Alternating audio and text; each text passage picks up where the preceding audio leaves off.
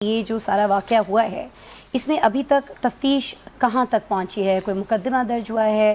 کس دفعہ کے تحت ہوا؟ کس کے خلاف ہوا؟ دیکھیں اس کے اوپر مقدمہ جو ہے وہ درج ہو چکا ہے اور راولپنڈی میں سی ٹی ڈی کی جانب سے یہ مقدمہ جو ہے وہ درج کیا گیا. اگر ہم بات کریں راولپنڈی پولیس کی تو ان کی جانب سے جو ہے وہ یہ موقف اختیار کیا گیا ہے کہ چونکہ سی ٹی ڈی نے یہ مقدمہ درج کیا تو آگے تحقیق اور تفتیش بھی جو ہے وہ سی ٹی ڈی ہی کرے گی. اب جیسے کہ یہ بتایا جا رہا ہے، جس طرح سے اس انسیڈنٹ کو بتایا گیا کہ ایک بندہ کے پی ہاؤس میں بھی رہتا رہا اور وہاں سے وہ نکلا، ڈیفینیٹلی وہ راولپنڈی اسلام آباد کے مختلف راستوں سے ہوتے ہوئے اپنی اس منزل پر پہنچا جہاں پر اس نے سیکورٹی فورسز کے اوپر جو ہے وہ حملہ کیا. اور کہا یہ جا رہا ہے کہ تخریب کار تھا اور دھرنوں میں بھی اس کو اس سے قبل دیکھا جاتا رہا. تو اگر آپ نے اس کو دھرنوں میں بھی فورسز کے اوپر حملہ کرتے ہوئے دیکھا تھا، آلریڈی نشاندہی جب موجود تھی، تو ایسا شخص سوال یہ پیدا ہوتا ہے کہ پولیس کیا کر رہی تھی، ہمارے ادارے کیا کر رہے تھے، وہاں کیسے پہنچا. اس سے قبل آپ نے اسلام آباد کی بھی صورتحال دیکھی ہوگی کہ اسلام آباد کے اندر 2 میجر بلاسٹ ہوئے اور بڑی تعداد میں جو ہے وہ لوگ اس میں ہلاک ہوئے.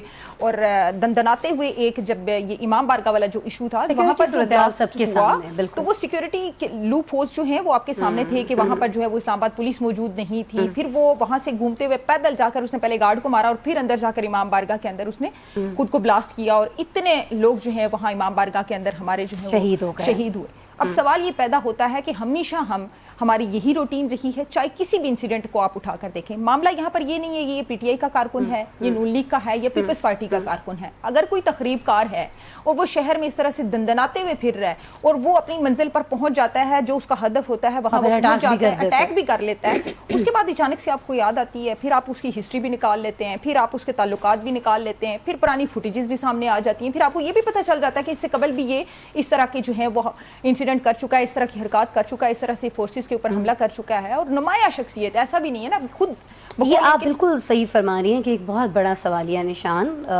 ہے. اور اس لیے بھی ہے کہ جگہ جگہ میں اور آپ بھی جب ٹریول کر رہے ہوتے ہیں، انفیکٹ پنڈی سے اسلام آباد سے پنڈی، جڑواں شہروں کے اگر صرف ہم بات کریں، کتنی جگہوں پر ناکے ہوتے ہیں، کتنی جگہوں پر ہماری گاڑیاں چیک کی جاتی ہیں، ہمیں روکا جاتا ہے.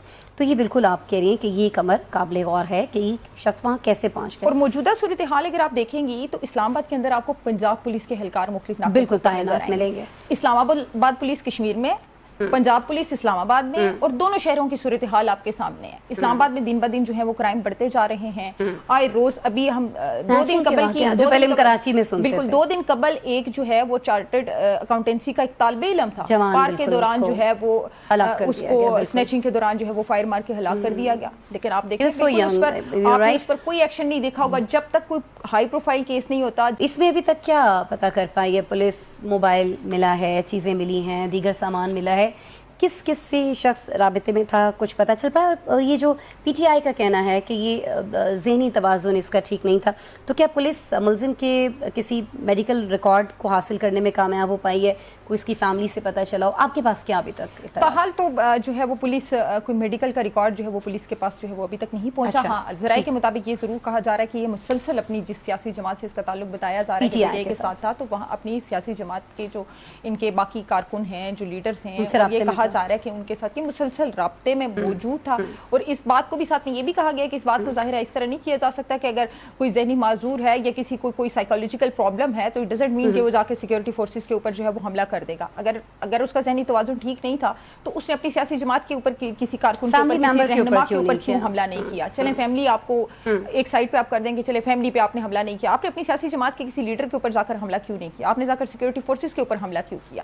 باقاعدہ طور پر یقینی طور پر یہ ایک پلاننگ کے تحت جو ہے وہ یہ سارا میٹر ہوا ہوگا. کوئی اس کو کسی نے گائیڈ کیا ہوگا، کوئی پراپر ایک ہدف دیا گیا اور اس ہدف پر پہنچ کر جب اس نے کچھ اور گرفتاریاں ہوئی ہیں ابھی تک تاحال جو ہیں وہ اور گرفتاریاں نہیں ہوئی. البتہ سی ٹی ڈی جو ہے وہ اس معاملے کو ڈائریکٹ دیکھ رہی ہے اور مقدمہ جو ہے وہ کہا جا رہا ہے کہ درج کیا جا چکا ہے، لیکن تاحال جو ہے وہ ایف آئی آر بند رکھی گئی ہے، یعنی کہ ایف آئی آر ابھی اوپن نہیں کی گئی کہ اس کو پبلکلی جو ہے وہ سب کو دکھایا جائے. لیکن ایف آئی آر جو ہے وہ درج ہوگی ہے، یقینی طور پر اس میں 780A کی دفعات جو ہیں وہ شامل ہوں گی، دیگر دفعات بھی اس کے اندر. لیکن پی ٹی آئی یہ کہہ رہی ہے کہ اس پہ جوڈیشل تحقیقات ہونی چاہیے، تو کوئی ایسا آرڈر پاس ہوا ہے؟ ہو سکتا ہے بارے میں بتائیے. دیکھیے جو پی ٹی آئی کے کنسرنز ہیں، پی ٹی آئی اپنی جگہ شاید ٹھیک ہے اور یقینی طور پر پی ٹی آئی جو ہے وہ اس طرف جائے گی بھی کہ اس کی جو ہے وہ جوڈیشل انکوائری ہونی چاہیے. لیکن آپ پاکستان کے عدالتی نظام سے بھی بخوبی واقف ہیں کہ اگر ہم بھٹو صاحب کا بھی دیکھیں تو کئی दहाइयाँ गुजरने के बाद ये फैसला अदालतों की जानिब से दिया गया कि भुट्टो साहब का जो है वो जुडिशल मर्डर था। तो अभी तो मेरे ख्याल से अगर ये जुडिशल मर्डर भी था या इनके साथ कोई, अगर हम मोहम्मद हुसैन के साथ बात की जाए कि कोई अगर ज्यादती भी हुई है तो उसको भी साबित होते होते कई दहाइयाँ जो हैं वो लगेंगी।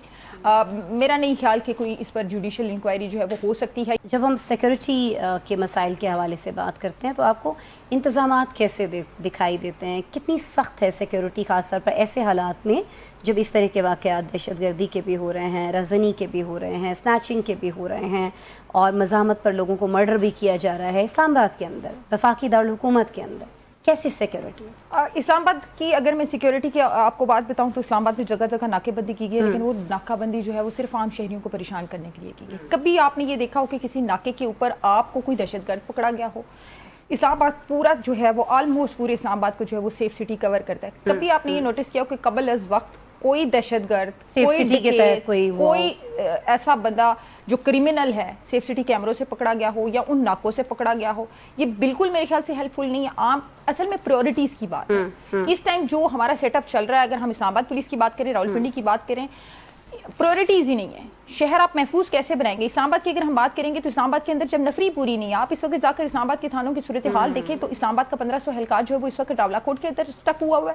बाकी जो एहलकार थे आपके जो अच्छे अच्छे तफ्तीशी थे उन सारों को उठाकर BYD एक नई सर्विस जो है वो शुरू की गई है, इलेक्ट्रिक व्हीकल्स, आपने वहां पर मुंतकिल कर दी है। आपके थानों के अंदर तफ्तीशी मौजूद नहीं है जो केस को तफ्तीश करेंगे। इस्लामाबाद की सिचुएशन की, और अगर कैपिटल की सिचुएशन ये है तो आप अंदाजा लगा सकती हैं कि दीगर शहरों की और रावलपिंडी की सिचुएशन इस टाइम पर जो है वो क्या हो सकती है। मेरे ख्याल से इस टाइम हमारी जो सिक्योरिटी है वो सिर्फ अल्लाह के आसरे पे, अगर आप कहें कि इस्लामाबाद पुलिस या रावलपिंडी पुलिस जो है वो शहर को महफूज कर सकती है, तो मेरा नहीं ख्याल इसी इस्लामाबाद पुलिस के होते हुए इसी टेन्योर में 2 आपके मेजर ब्लास्ट हुए हैं, बेतहाशा जो है वो इस्लामाबाद के अंदर मर्डर्स हुए हैं, टिकटॉकर्स को मारा गया है।